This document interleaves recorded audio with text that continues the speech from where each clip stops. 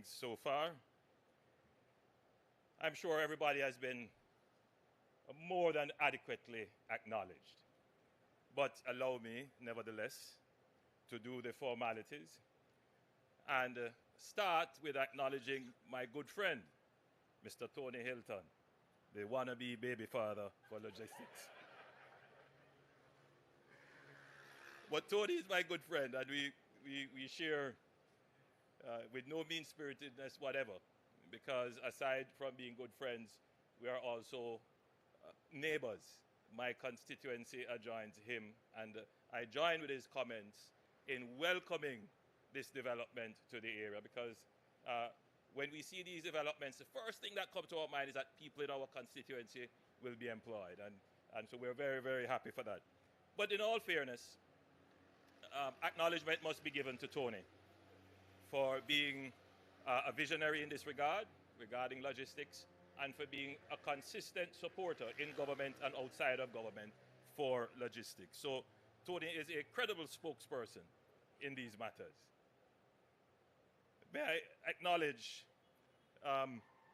Ambassador Ascola, our ambassador from the European Union, one of our strongest development partners. Good to see you, Ambassador. I'm very happy to hear that you are going to be participating with the Shipping Association of Jamaica to do some developments within the Newport West area. And I know I see certain persons smiling when Newport West is mentioned, because it is an area that has suffered from neglect.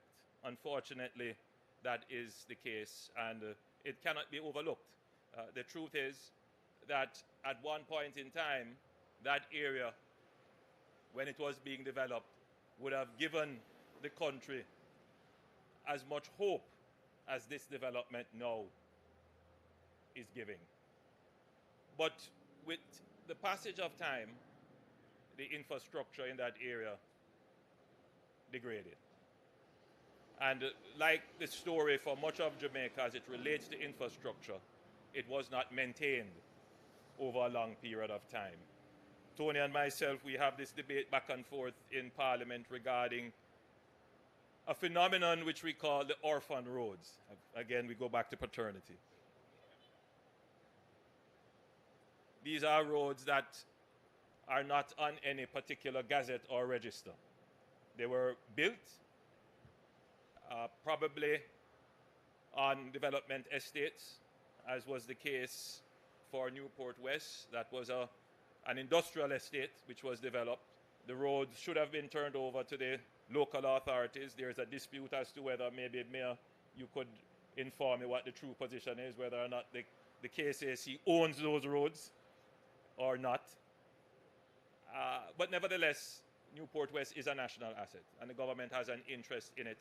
And so we have directed the NWA to dedicate some resources along with the other partners in Newport West. So I know that there is a group collaborating presently to work out the details of how the resources will be mobilized. So yes, for those persons here who have an interest in Newport West, there will be, if they haven't started already, some movement towards the proper repair of the road infrastructure in that area, which would only complement the development of this area for logistics. Let me again acknowledge His Worship the Mayor Andrew Swaby and other members of the Municipal Corporation who may be here, Mr. Christopher Nakash of Proven Properties, Mr. Kim Clark, Chairman of Kingston Gateway Warehouses and SAJE Logistics Infrastructure Limited. You know, I made a note of Aisha's presentation, and in her presentation, she said that, you know, visions that are not actioned remain a dream. I thought it was very instructive. I don't know if she was throwing words at Tony.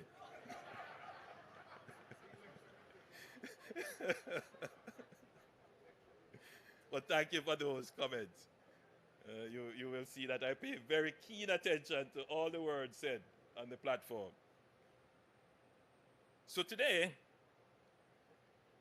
it is with great pride and optimism that I stand before you today at this groundbreaking of what will soon become a landmark development, not just for Kingston, but for the entire logistics and commercial ecosystem of Jamaica, the Kingston Gateway. And by the way, I like the name.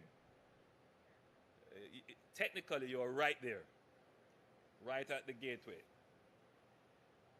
We take this project as a physical symbol of confidence in Jamaica's growth trajectory, confidence in resilience and innovation of our private sector, and confidence in partnerships, public and private, that are shaping a modern, prosperous future for our country.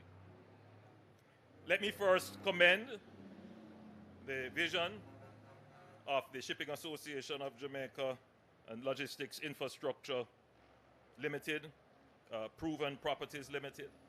This joint venture stands as an exemplary model of what is possible when Jamaican businesses leverage their collective strength, marry logistics with real estate expertise, and invest boldly in our development potential.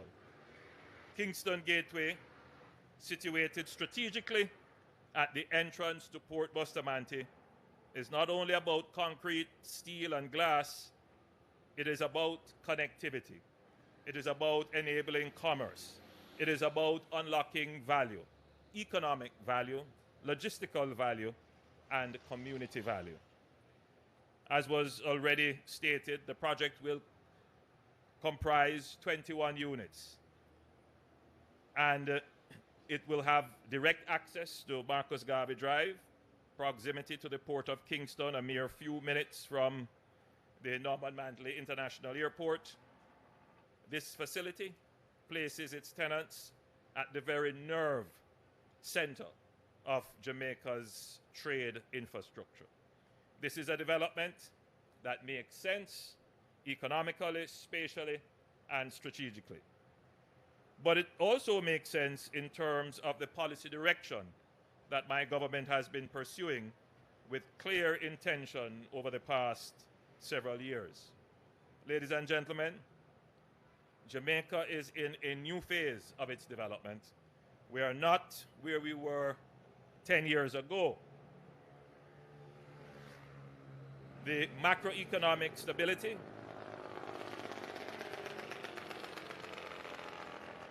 true word, that we have fought hard to secure is now bearing fruit in the form of increased investor confidence, both local and foreign. Today, projects like Kingston Gateway are not exceptions. They are becoming the norm. And let me be clear, it did not happen by accident. It was by deliberate, instrumental, strategic, well thought out actions. Our administration has made a priority of the creation of an enabling environment through fiscal discipline, public sector modernization, resilience building, and now we are on the path towards the reduction of inefficiency and bureaucracy that is stifling growth. And I want to repeat that here to this gathering, because when you hear these words, you can immediately identify with the challenges you face in your own business operations. And we get the message. And believe me, every politician will tell you. Some won't say it publicly. But, you know, Tony, when I just entered the parliament, an opposition, well, at the time I entered in opposition, so it would have been a government member, who was a minister. We were in the lunchroom and we were having a conversation, and he was explaining how difficult his job was. That he had all of these great ideas, but he couldn't get them executed. Because though he would be told, yes, minister, it just didn't happen. So he was giving me some advice. He was saying, you know, you're going to get there one day. Which I eventually did. And you're going to see that it is not, I'm paraphrasing him now, it's not for want of getting things done. It's not for a lack of vision. It is that we have created a very dense and unwieldy bureaucracy that is self-indulgent. Ronald Reagan, in one of his speeches, said that the creation of government bureaucracy is the closest thing to an eternal organism. Meaning that once you create it, it tends to proliferate and live forever on the government's budget. And this is not to be disparaging to bureaucrats and technocrats. They themselves who are in the forest can only see the trees. But they don't see what is actually created. And every economy is facing this. If you listen to Keir Starmer in the United Kingdom, it would be as if he were repeating the words that I had said when I launched the pivot. If you listen to, well, let me not say Doge, but if you follow what is happening in the United States, it's the same thing. Right up the road from us in the Dominican Republic, they have launched the same thing. They call it zero bureaucracy. Because all governments are facing this. We have to rethink bureaucracy and what it is meant to do. Bureaucracy is not a bad thing. But in its present state and form, it poses a challenge to our growth. And we have to think about it even more as a small country. Because, like it or not, prepared or not, the world is changing. The global order is changing. There are those who view it with great fear because there's great uncertainty as to where it will land. There are those who want to maintain the status quo because it has served us well for the last 50 years since the global, 70 years since the last global status quo has been established, particularly in trade and international finance, international monetary system. However, as a small country, we are price takers in everything, essentially. And our strategy is, yes, we must always add our voice to preserving the multilateral system, because it is the only system that gives a voice to small countries like Jamaica.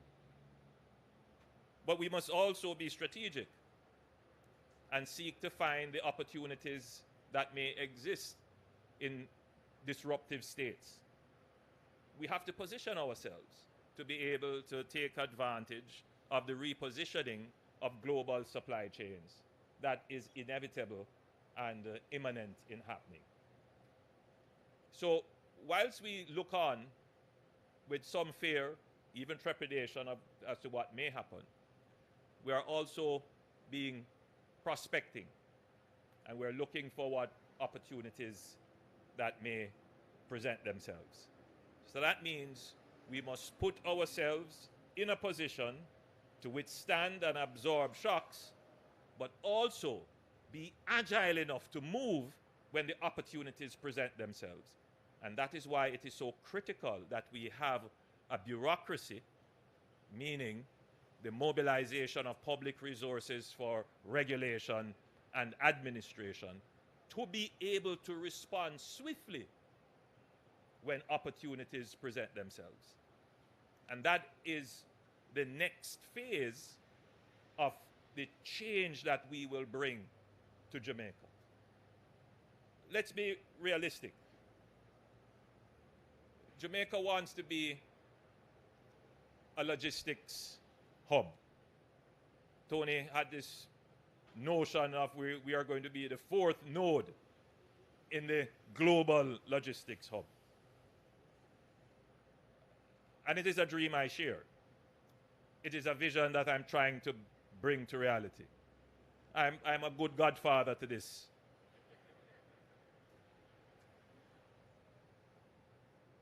As I am to many other projects in terms of being at the helm and bringing them to fruition. Things that have been dreamed of and thought of, it has been my honor, actually, to bring them to fruition.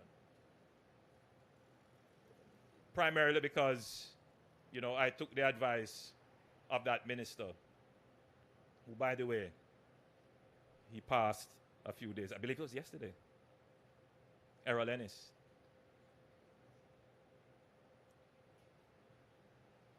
So, we have said we want to be the fourth node in the logistics, global logistics network.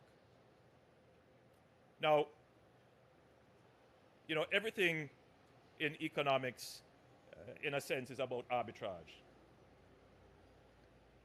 And when, you know, countries decided that, hey, I'm going to move up the production ladder and I'm going to take on more technology-driven and higher value services, I can pass on the production of lower value services because there's a labor arbitrage, lower price, and I can pass on more complicated and, you know, challenging production to other areas because there is a regulatory arbitrage. I'm not going to go into details with that. Those of you who understand what I'm saying, you'll figure it out. But, and so the global production system is structured in that, you know, companies are looking for areas where their costs can go down, where the regulation is not so difficult, and the production value is high. If Jamaica wants to participate in this, we must not only have the labor component as our productive edge and our competitive edge, we must also have a regulatory environment that is a competitive edge for business.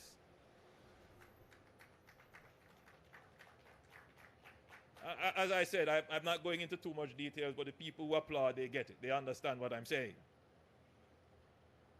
Which is why it is so critical to reform the public bureaucracy that we have.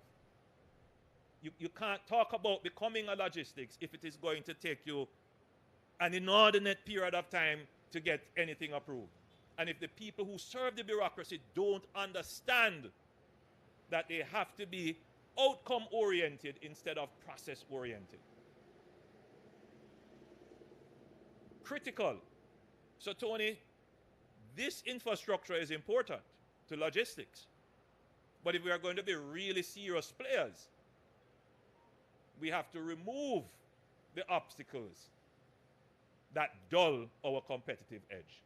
So the ease and speed of doing business dulls our competitive edge, because just up the road, the Dominican Republic is almost equally positioned as Jamaica, with a market that is 2 or 3 times the size of Jamaica, with a greater landmass, and they too recognize that bureaucracy is a problem, and they are working overtime to reduce their bureaucracy. So don't believe that we are the only ones in the region.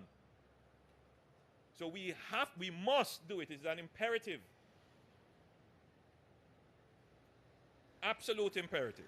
So I just wanted to say, Tony, that you are correct. Both political parties believe that Jamaica can be a critical node in the global logistics system.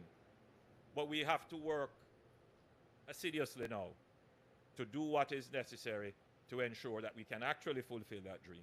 And there are several things. The first is to give the investors who will come here the confidence that the economy is stable. And I believe we can check that box.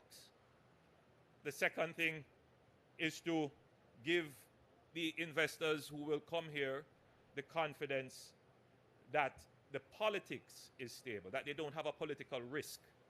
And I think that we can also check that box. The third thing is to establish the regulatory system, a part of the regulatory system, which is the incentive system. And I believe we can say we are 90% there with the establishment of the omnibus legislation and the special economic zone system. So we can check that box. The fourth thing is the infrastructure. I'm going to break up infrastructure into two parts. One is the public infrastructure. If I decide to operate in Jamaica, can I be guaranteed of a high uptime in electricity and water? And can I move from the ports to my near port locations quickly?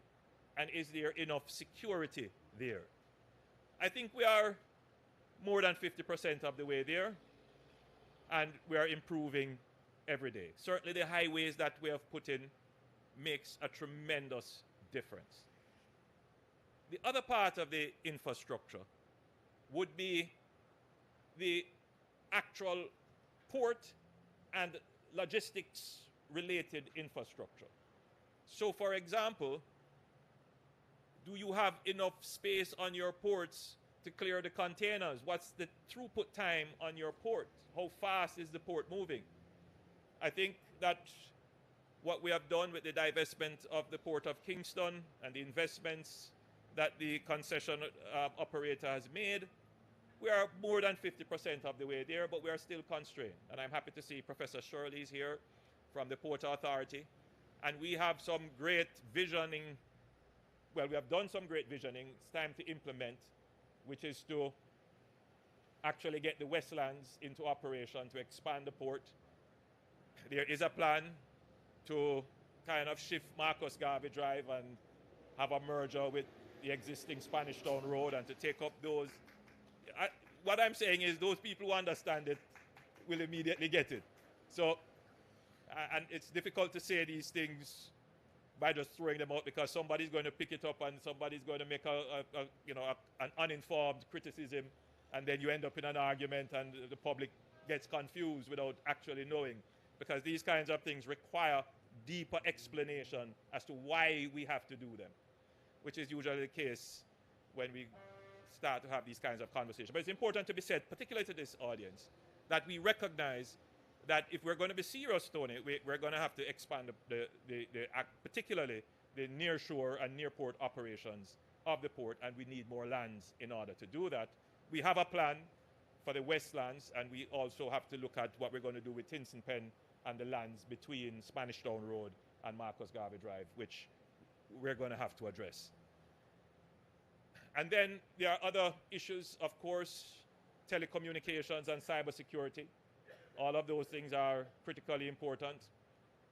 And then we have to look at what are our special trade arrangements.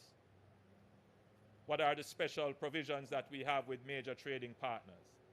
And so Jamaica has to make sure that it is in a position to negotiate the best deals for itself, and indeed, as we are part and an important part of CARICOM, for CARICOM. So we are very serious about making Jamaica the fourth node in the logistics hub. And as you can see, we are working on all of the critical areas. One area of infrastructure that I wanted to point out, I was reluctant in doing it because it is really proven and SAJE's day, but I think I can say it. Very shortly, the Port Authority, which I announced in my budget presentation, will be breaking ground for the long talked about Caymanas Special Economic Zone. It's a large project.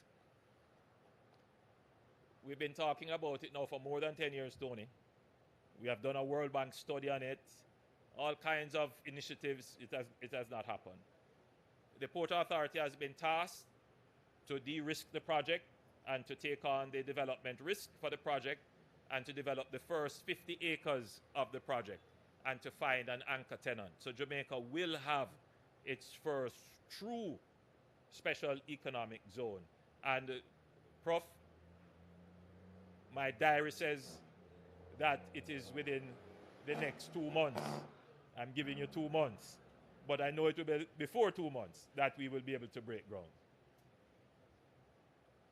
Additionally, just across the road, the UDC, in another couple of days' time, will be breaking ground for another massive project to develop. It won't necessarily be a special economic zone, but the people who purchase lands there could probably seek to have their own SEZ certification. And that project is going to add significant warehouse capacity to Jamaica. Over 40 lots, I gather, averaging about an acre or a little bit more than that, will be up for purchase. So the government is doing its part in creating the capacity, the real estate capacity, to support special economic zones. I also mentioned that for the Caymanas Special Economic Zone, we are considering a direct link to the port, which would avoid, even though the highway is there and the roadway is there, but many years ago, we laid a train line which runs very close to the port and passes the Caymanas lands. And so we are going to consider how we can rehabilitate that and create a direct link into the port, especially if we were to connect the Port of Kingston across Marcus Garvey Drive and into the Tinson Penfield lands. So there are many things that the government is doing, and I want to give you the assurance, Tony and others, that we have made significant advances. And with the global uncertainties regarding tariffs and all the other issues that would make us very concerned about what the new global order is, Jamaica is putting itself in a position to both meet crisis and opportunity. And that is how, as a small country, we will nimbly survive the challenges that we are faced. In everything, I believe in choosing Jamaica. I urge all of you here to make that choice, to choose Jamaica. God bless you, and again, congratulations to the developers, SAJE, and Proven, and of course, commendations to First Global for financing. God bless you all, and thank you.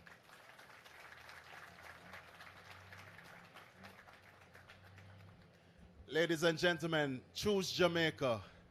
Choose Jamaica. I promised you that I wouldn't keep you too long. So we're drawing closer to the end of the program. Ladies and gentlemen, as we approach the end of today's event, I extend a heartfelt gratitude